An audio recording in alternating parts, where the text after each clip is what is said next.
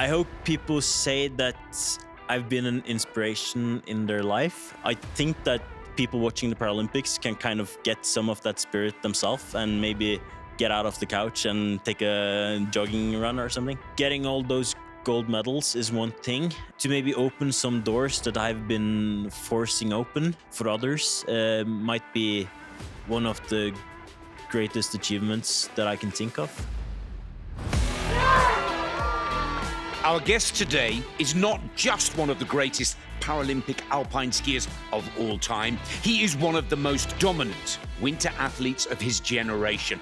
This is Jesper Pedersen, the attacking Viking of para-alpine skiing.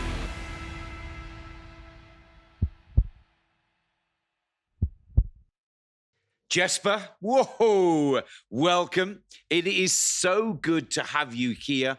And just a few days before the big one, the 2026 Paralympic Winter Games. Yeah, thank you for having me. You were born with spina bifida, and just 2 years old, your father took you skiing, sitting on his lap.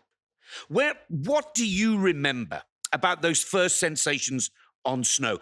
And at what point did skiing stop being therapy or activity and became identity?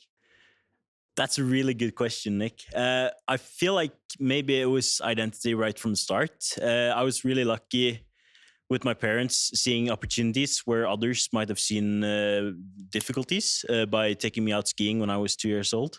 So I've pretty much been skiing my whole life. And for the first sensation, I think it was the feeling of freedom, like not being locked to a wheelchair, but actually being able to enjoy the mountains on the same footing as everybody else, and eventually skiing alone from the age of 6, and skiing with my buddies and the family, and doing some off-piste skiing, and just the feeling of freedom. And then it gradually became more of a, I wanted to see how good I can be in this, and be more and more professional, and did my first FIS race at 14, and then just moved on from there.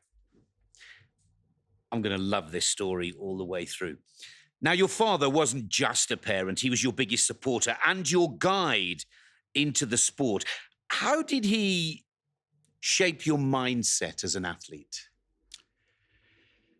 I think, like, as a human being in general, it's important to try to find the opportunities where others might see the difficulties. And from a young age, I was not like, they didn't set boundaries for what I was able to do, but like try to encourage me to figure it out myself. I come from an island on the west coast of Norway where there's no mountains and no snow.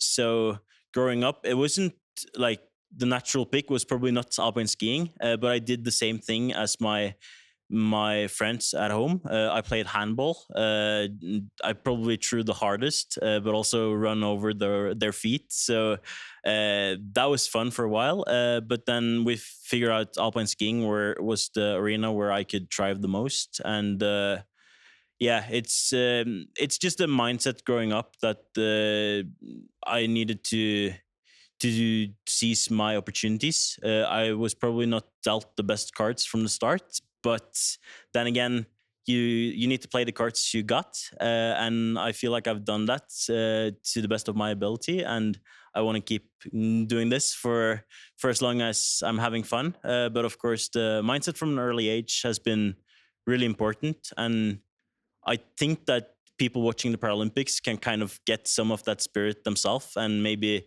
get out of the couch and take a jogging run or something. Yes, good words. Now, the story gets a little difficult here because your father, who had given you all of these opportunities, almost trying all sports, very sadly, passed away suddenly in 2020. You described it yourself as the lowest point of your career, but also as fuel. How did you transform grief into performance? Wow, that's a big one. I think that everybody tackles grief in different ways. Me and my father kind of had this skiing thing as our thing growing up, and it was a lot of hours in the car, listening to good old music and just trying to figure out the best mountain to go skiing. So I had this whole thing growing up, and I also was lucky enough to take my first gold medal in giant slalom in Korea in 2018, where he was present at the start. So see, he was part of the journey all the way through the first like high point. And when he died in 2020, it was already decided that we're going to have the world championships at Hafjell. Actually, the January after he died in November. So that was to try to mobilize for those events was hard. Luckily for my instance, it was delayed for a year because of COVID. So that made me be able to like figure out how to deal with life and becoming an adult really fast, because he had been fixing a lot of stuff for me, like practical and everything. So I had to kind of redefine my love for the sport, and figure out what was the most important to me. And for me now, having him in the back of my head, knowing this was what he wanted me to do, and also thinking of him when I pass the finish line and hopefully see the green lights on Saturday. That's going to be a big one. And you say that your father was there for the first gold medal at Beijing 22, when you became the most decorated athlete of the Games with 4 gold medals. Did you feel him there with you because he played a part of that first gold in 2018? Then comes 4 golds in 2022. Was Dad watching over?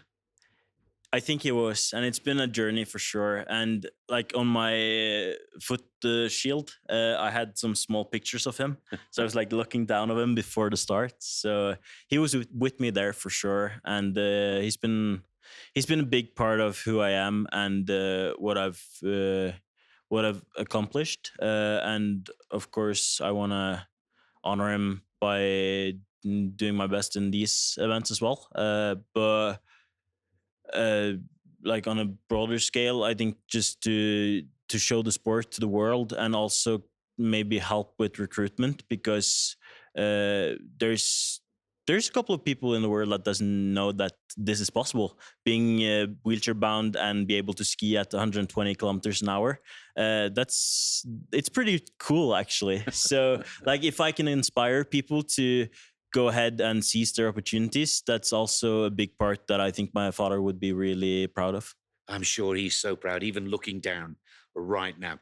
Let's move on to part 2, and we've called this part Dominance and the Attacking Viking. You've won the overall World Cup 7 times. That is 7 in a row, by the way, not here, there, and anywhere. That's not just consistency. We call that an era. In able-bodied skiing, we speak about eras: Marcel Hirscher era, Michaela Schifrin era. Would you say this has been your era in para-alpine? And where does the hunger come from to go 7 times undefeated overall champion? They're brilliant stats, Jesper. I mean, growing up, I was also always looking at Marcel Hirscher and how he dominated stuff, and wanting to be the same. And of course, the Norwegians. But Marcel was the big one, especially in tech when I grew up. So yeah, the dominance has been really good, but when you see like race for race, it's also been really tight between me and a few competitors. I want to highlight Jeroen Kampscher, from the Netherlands. Me and him is kind of from our first Paralympics in 2018, where we both brought with us 1 gold each home. We've been like toe to toe in every race. So it's just been an amazing era to be able to be that dominant, but it's tightening these days. So I think for the speed events here, I think we're 6 or 7 guys who's going to be competing for the gold medal. Yeah. So it's this season has been really tight, and also like there's a lot of people who can win once, but to be able to be at the top over many years is it's kind of what defines the greats. Yeah. So I want to, and also like the athletes keep pushing and wanting to beat me makes me want or need to develop even more.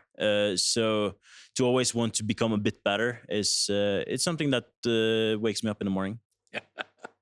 I love that answer. You've described your mindset as aggressive in competition, almost Viking like, but off the slopes, you're joyful, smiling, relaxed, very cool, Jesper. How do you switch between the Viking come game day and the Jesper that is such a nice guy? It's unbelievable.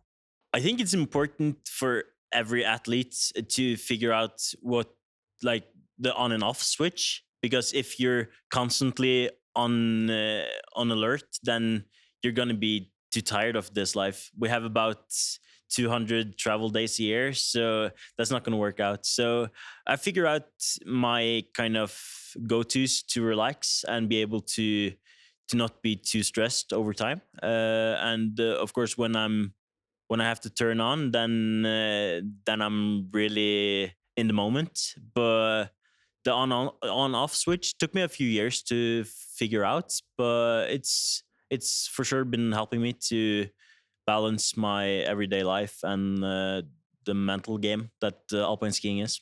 I love you when you switch the Viking on. I really do watch that Viking. Now, you compete in all of the disciplines. That's downhill super G, giant slalom, slalom, and combined. What does it take physically and mentally to prepare for a lot of races, but possibly what people don't realize, a hell of a lot of training? To be able to be a medal contender in all events, then you have to train in all the events, and to get enough of the speed training is hard, especially in the summer and the early fall. So we have to try to find the places where we can train on all events, and also maybe have some longer days when we have speed in the morning and then go for some slalom runs to keep the slalom alive, because it's pretty hard to maintain. But yeah, it's hard to be at your best in all disciplines. This season, my giant slalom has maybe not been my very best, but I think I've figured that out a bit more now. So it's going to be nice to see next week. But yeah, it takes a lot to be competitive in all disciplines. But I also think it's kind of old school. But you see Chetlander, Omot, and all those who Yeah. have actually had great results in all events. It's a really yeah, it's an inspiration. Yeah. No, I get that inspiration. So let's take it to the next level. What does it take to win 7 Paralympic medals? Talent, training, obsession, or something deeper? I think you can get far with talent, but as the motivational things say, that when talent is having a rest day, you need to really push yourself into the ring. So you need a combination of everything, and some people get up there with maybe less talent and more hard work, but a combination of hard work and talent is of course beneficial. And I think I've been skiing from an early age, and being born with spina bifida has kind of uh, this is like the only reality I know. So for me, it comes naturally, while others, for example, my teammate Magnus, who was injured at 16, he has a completely different entrance to parasports, but that doesn't mean that that's necessarily better or worse, but it's just different, and he has to adapt to things in another way. While I have kind of grown up in the sit ski, and this is the thing I do. Yeah, It's a good answer. Let's go to part 3 here. Rivalry, pressure, and Norwegian legacy. Because you're starting to become part of that Norwegian legacy, no matter what we say here. You've had an iconic rivalry through your career. You mentioned him earlier. I hope I'm pronouncing this superstar's name correctly. Jeroen Kampsche. And how has that rivalry shaped you? How important is it to have a rivalry to push those boundaries?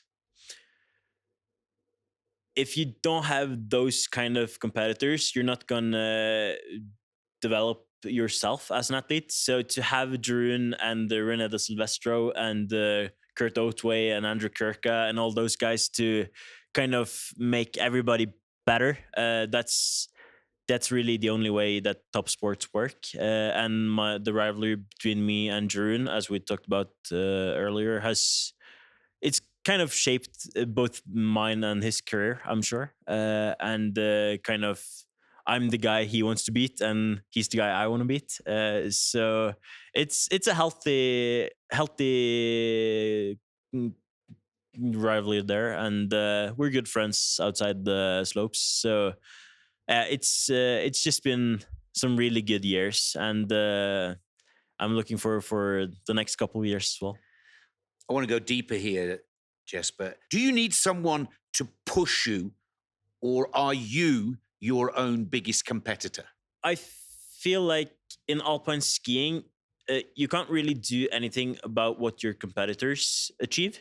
So to focus on yourself and how you can develop is kind of the only way to attack this. And if you have done your best when you're at the finish line, and Jeroen suddenly has a crazy run that he so often has, then there's really nothing, just bow and say congrats. But yeah, I think most of the motivation must come from within, and you want to become a better version of yourself every day. But of course, it helps when you have those great competitors as well to kind of look at the similar lines and the techniques and dry land, just everything, to compare how we're working and how we can become a bit better every day. But alpine skiing is an individual sport outside, just for those 2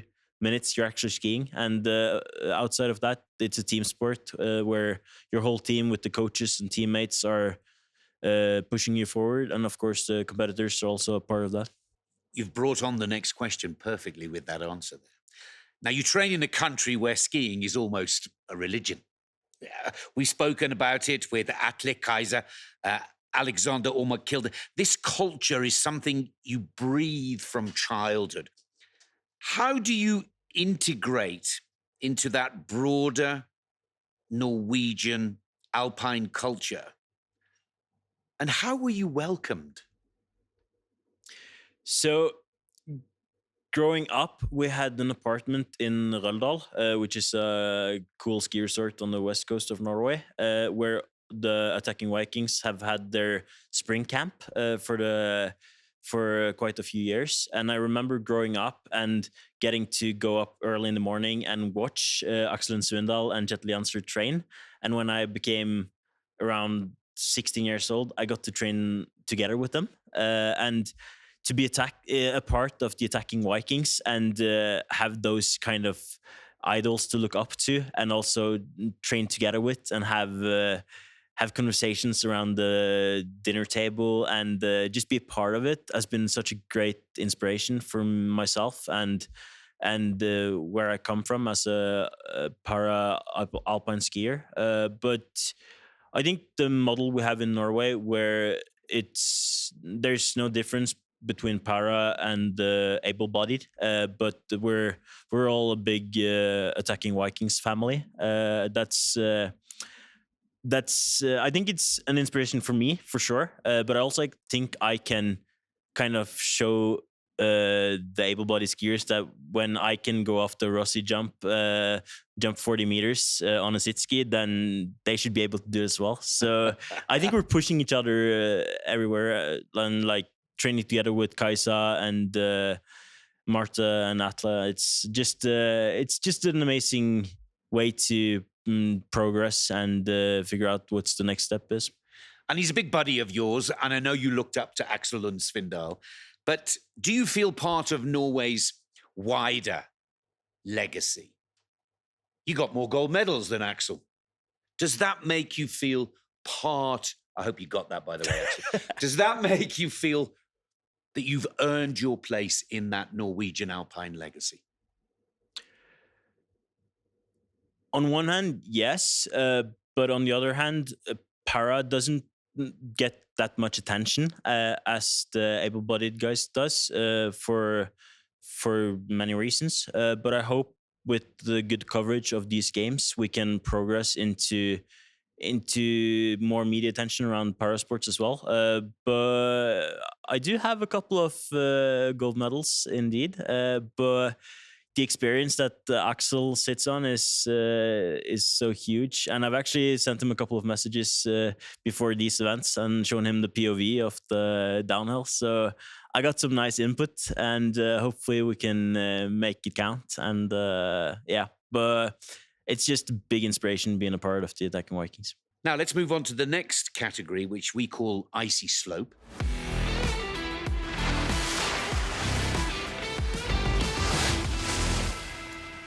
What we do is we get a friend or a coach or another athlete to send you a message and ask you a question that kind of puts you on the spot. Oh. And it just so happens...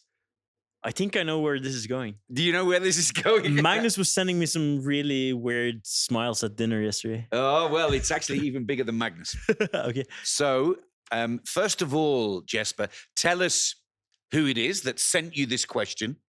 Listen to the question, and I can't wait to hear your answer. I've watched you ski some pretty fast Super G at Folgenfonna, which to me looked like some of the scariest skiing that I've ever seen. So my question to you is, what is the scariest moment that you have been in as a skier? Because I think I might have seen it, but I might be totally wrong, and that was just normal Super G skiing to you. So, the man himself, Axel Svindal, sends the question just before the Olympics. What is the answer? The legend. Yeah. I think for me, alpine skiing is all about having those saves and being able to get away from stuff, still breathing. I think my best save ever was actually in the downhill in the World Championships at Hafjell, which I won. But on the last jump, we call it the tunnel jump. There's like the jump is in a turn. Yeah. So you get like, our suspension goes all the way down and then you get popped up. So I jumped like 20 meters more than anticipated and landed really weirdly. But I was somehow able to save it and reach the next gate and just like cross the finish line and see the green light. But to be able to have those kind of saves, you need to have a lot of hours in the gym, and we also do a lot of different sports, for instance, climbing and some gymnastics, just to get the body control and know where you have your limbs. When you don't have any feeling from the tie down, then it's kind of hard to make the hips go the right way. But yeah, it's a lot of training behind those kind of saves. But I think the jump at Hafjell is probably the craziest experience, like in a race. How does it make you feel when Axel sends you a little message like that? I mean, as I said and we discussed earlier, they don't love you. They think you're fantastic. They think you are fast, furious, cool, and quick. But how do you feel inside when Axel really follows you, watches you, and wants to understand more about your technique? I think the one word that comes to mind is just pride. Just to be a part of this thing together with all those big names that I've grown up watching and wanting to be the same as. Even though I'm in a wheelchair, I've kind of figured out my own way of being the best skier that I can be. But to be a part of the same team and have random video messages from Axel, it's kind of a dream come true for sure. Yeah, I know. He thinks you're great. Question 2. One question for you, and that is, have you ever had this aha moment on the hill? Like in that way where if it was a task, or if it was something you just solved during a run, or what that was, the specific of the situation and everything. I'm super curious.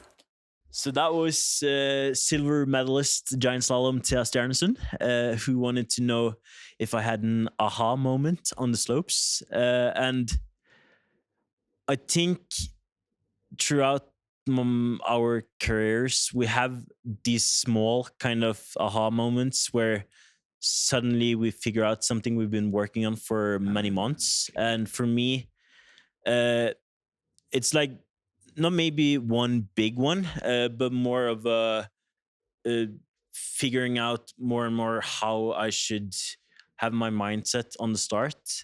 Because in my early days, having a bit too much pressure and high shoulders was kind of making my skiing a bit stiff and not being able to have as joyful runs as I do in training. But to work mentally, maybe also outside skiing, but working on visualization and those kind of things when you're at home, and then coming to the slopes and testing out different ways of attacking some specific issues you've been struggling with is it's kind of you learn more and more as you go, and everybody does it in their own way. But for me, figuring out my head is kind of the biggest thing that I feel I've succeeded. Okay, here we go. Let's move on.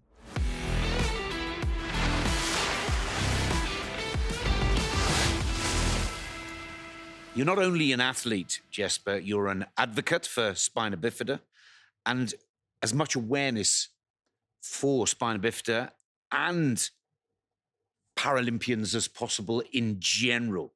You've spoken openly about visible barriers, infrastructure, transport, and invisible barriers like autonomy when traveling. When did that mission, when did the bigger picture outside of sport become so important to you?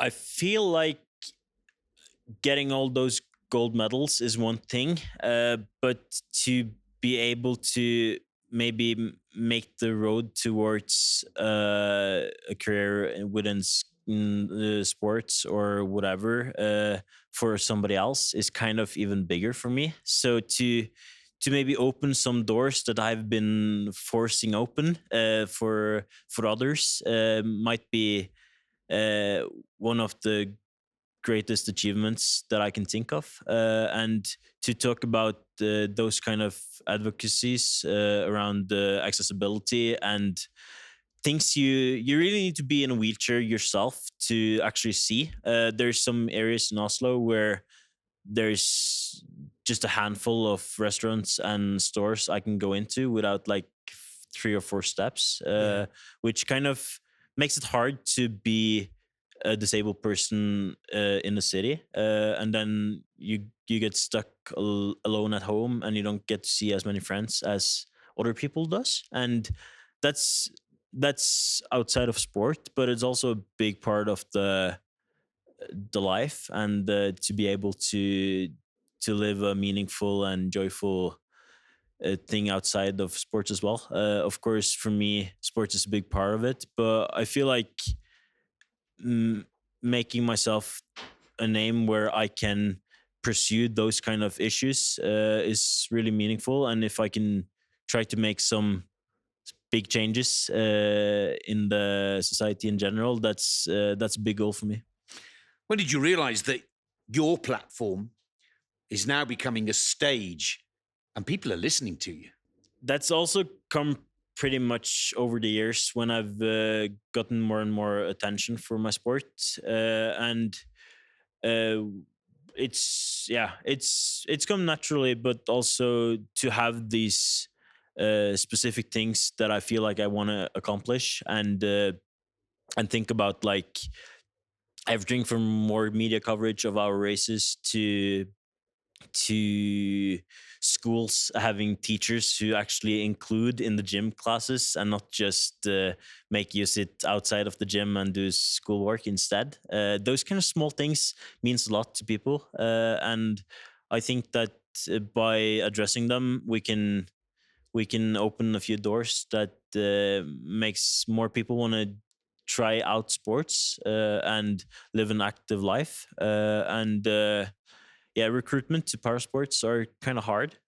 So we just need to, I think we need to showcase the sport and how it's possible for most people to have fun on the slopes. Yeah, and I've heard you use words before. I've heard you say, focus on possibilities, not obstacles. Was that natural to you, or did you have to train your mind that way? I think it's come pretty natural to me from my father and parents that kind of didn't give me any choice, but it was just how it needed to be. But there's a lot of people who hasn't grown up with that kind of mentality, and it's kind of harder to acquire later in life, but it's not impossible. And I think that parasports in general is such a big inspiration for normal people as well. And for me, so in these races we have 3 classes: visually impaired, standing, and sitting. The visually impaired, the totally blind skiers skiing with a guide in front of them who just says left and right, and they have to trust them 110%. That's, if I had been blind, I don't think I would have been skiing. So that's just a big inspiration for me as well. And it just puts things into perspective that everybody is kind of not the same and also struggling with their own thing. And just showcasing those kind of stories and how they become those great athletes that they are is something I think most people can take with them and be pretty inspired by. Fantastic words. And finally, in this section, when young athletes with disabilities look at you, what responsibility do you feel? Is it pressure or is it privilege? It's more of a privilege to me to be recognized in the streets of Oslo and kids wanting to take pictures, and also on the slopes where a lot of kids doesn't have the filter where they are afraid to ask about things. They just go on and ask about all sorts of things and try to answer those questions in the best way, and also know that I am an inspiration for other people as well. It's a big thing for me, and I hope that I can live out that role and maybe make people want to go towards those big dreams of theirs as well. Great words. Let's move on, and we've put in a section here called Beyond the Medals. Ooh. We're getting there. You study political science. You speak about universal design and accessible societies. Do you see yourself one day working in politics or policy? Perhaps. For now, I'm an alpine skier, and I haven't really finished my degree yet either, because there's like this lifestyle with 200 days a year of skiing. It's kind of hard to make this obligatory seminars and stuff. So for now, I'm an 100% alpine skier, and I hope to finish my studies in not a very long time, as I usually tell my mother. But yeah, we will see in the future. I think like using my name now to talk about accessibility and those kind of issues in society is really meaningful for me. Yeah. But I also think that not only talking about your own kind of case is also a strength. So I do follow a lot of international politics and those kind of things to be an expert in a whole nother field than you're actually like, because I'm in a wheelchair, would also be a strength. But for now, I'm pretty satisfied with where I am. And when you look back one day, what do you hope people say about Jesper Pedersen? I hope people say that I've been an inspiration in their life and that I made them take chances and accomplish things that they wouldn't have done without seeing what I've been doing in the slopes, and also that, yeah, I just want to try to make more people enjoy the good stuff that this active life gives you. Jesper, I salute every one of those words. Absolutely magical. Right, let's finish it up with a little bit of rapid fire.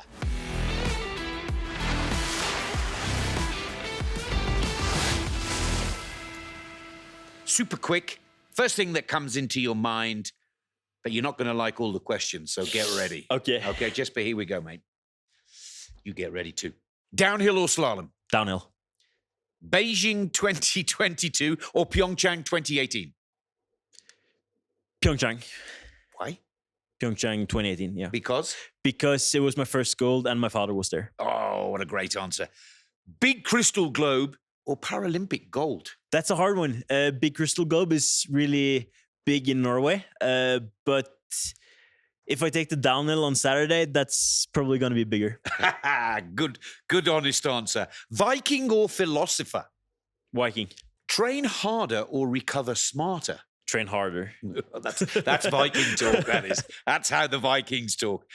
Favorite teammate? Favorite teammates? It's hard to choose. They're all so nice. Everybody from the Norwegian team says the same thing. Nobody will pick one. But maybe Axel. Ah, that is really nice. Your biggest fear? My biggest fear is probably to disappoint myself. That is a very honest answer. Mm. The most emotional victory of your life? Most emotional victory is probably the downhill world championships in Hafjell. First championships without my father, and also a crazy end to the race, and a goal that I really needed. The one race you still replay in your head? It's easy for me to take one of those that Jeroen beat me in, because like there's some small stuff that I should have gone a bit better in this turn or that turn. But so it's in there. Some years ago, I struggled with maybe thinking too much about the third places than the first places and what was good about them. But I've become better at, just enjoying the good feeling of a really good race. Okay, who inspires you most today? My biggest inspiration this season has probably been Federica Brignone, how she came back from the bad injury and in the end of last season and got those two gold medals here. So Brignone, I've had some good conversations with her as well. She's so amazing, and I'm just wanted to do some of the same things that she was able to do here a couple of weeks ago. And you can see Fedi on Alpine Pulse Unplugged. She's on the series. Yes. Let's move on quickly. These are going to get tough now, so get ready. Axel Lundsvindal or Alexander Ormak-Kilde? For me, Axel. The importance he had when growing up was just so big. Michaela Schifrin or Marcel Hirscher? Michaela. LeBron James or Michael Jordan? I don't really follow basketball, but probably Jordan. Bolt or Michael Phelps? Bolt. If you weren't a skier, what would you be? I would do some sports for sure. Probably tennis player. Very cool. Milano Cortina 2026. Here we are in Cortina. Olympic Games starts on Saturday. What's the dream? The dream is to be at my best on Saturday and really be a contender for the gold medal, and maybe get home with that gold medal. And maybe a few more? Maybe a few more, but the downhill is it's probably the most important for me. Jesper said in true Viking style. Thank you for your honesty, your energy, and your example. Your story reminds us that strength isn't defined by circumstance, but by response. And to all of our listeners, thank you for joining us. I'm sure you will agree, Jesper has an amazing story to tell, but it is far from over. I want you all to follow this guy, not only through the Paralympics, but through the rest of his career, because he's an inspiration to so many of us. And don't forget, subscribe, Spotify, Apple Podcasts, YouTube, and all the platforms for the stories of our heroes from winter sport. To all of you, especially to Jesper, good luck at these Olympics. Many thanks for your company. It's goodbye for now. Alpine Pulse is an official podcast of the FIS, produced by Maniac Studios.